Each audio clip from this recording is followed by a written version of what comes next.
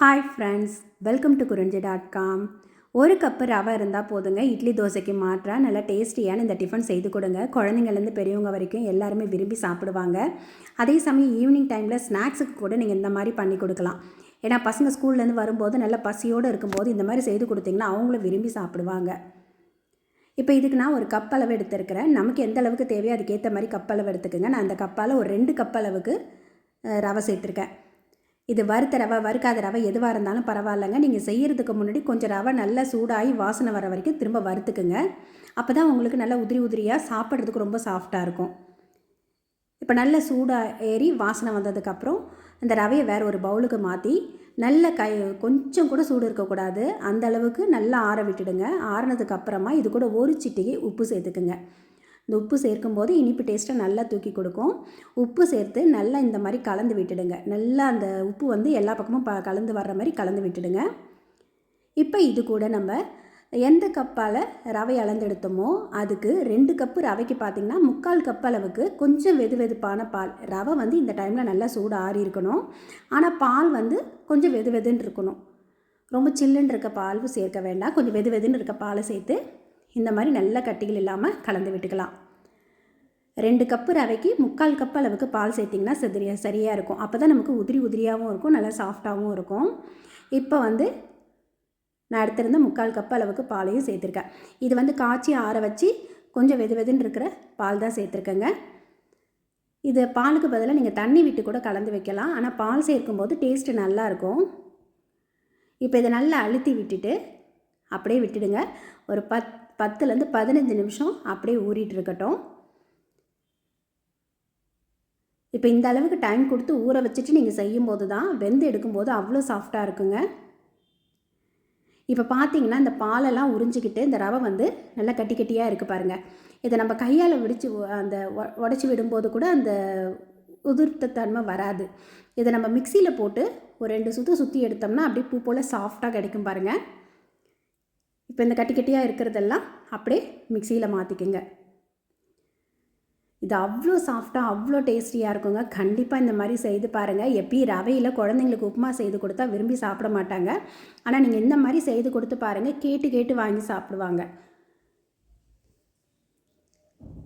இப்போ இந்த எல்லா ரவையும் சேர்த்துட்டு ஒரு 2-3 சுற்று விப்பிங்கில் சுற்றி எடுத்தாலே போதும்.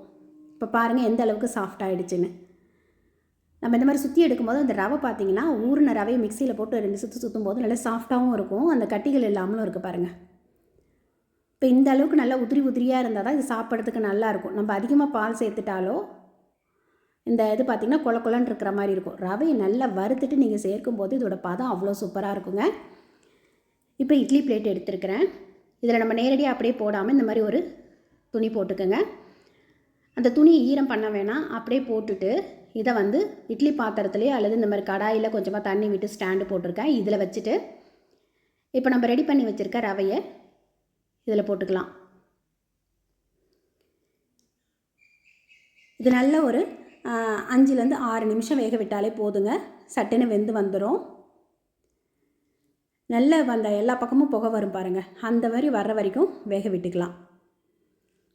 இது ரவையை வந்து மேலே மூடணும்னு அவசியம் இல்லை, இது அப்படியே இருக்கட்டும். இதை மூடி போட்டு மூடிடுங்க.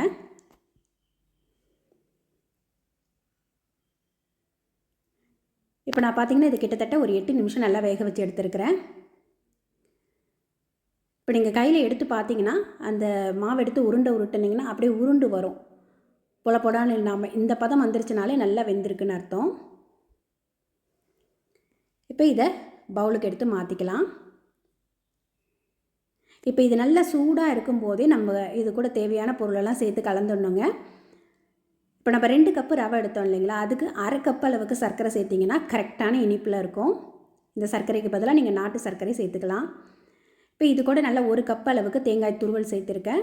அதே மாதிரி கொஞ்சமாக ஏலக்காய் தூள் சேர்த்துட்டு கடைசியாக இது கூட ஒரு 1லேருந்து 1.5 ஸ்பூன் வரைக்கும் நெய் சேர்த்துக்குங்க. இந்த நெய் சேர்க்கும்போது நல்ல சாஃப்ட்னஸும் கொடுக்கும், வாசனையும் அவ்வளோ சூப்பராக இருக்குங்க.